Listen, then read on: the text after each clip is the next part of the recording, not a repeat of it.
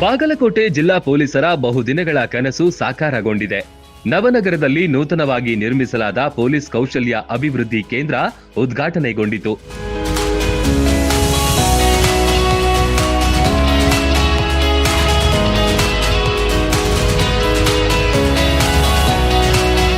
ಗೃಹ ಸಚಿವ ಜಿ ಪರಮೇಶ್ವರ್ ಕಾರ್ಯಕ್ರಮದಲ್ಲಿ ಭಾಗಿಯಾಗಿದ್ರು. ಪೊಲೀಸ್ ಸಮುದಾಯ ಭವನದ ಧಾತ್ರಿ ಮಂಗಲ ಭವನ ಮತ್ತು ಉತ್ಕರ್ಷ ಪೊಲೀಸ್ ನಿವಾಸ ಕಟ್ಟಡಗಳನ್ನು ಇದೇ ವೇಳೆ ಉದ್ಘಾಟನೆಗೊಳಿಸಲಾಯಿತು.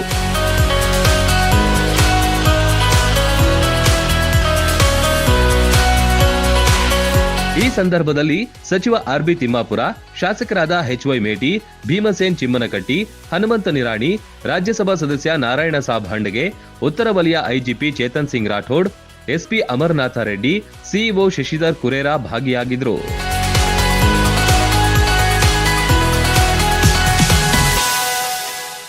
ರನ್ ಟಿವಿ ನ್ಯೂಸ್ ವಿಡಿಯೋಸ್ ನೋಡಲು ಸಬ್ಸ್ಕ್ರೈಬ್ ಮಾಡಿ, ಬೆಲ್ ಐಕಾನ್ ಪ್ರೆಸ್ ಮಾಡಿ.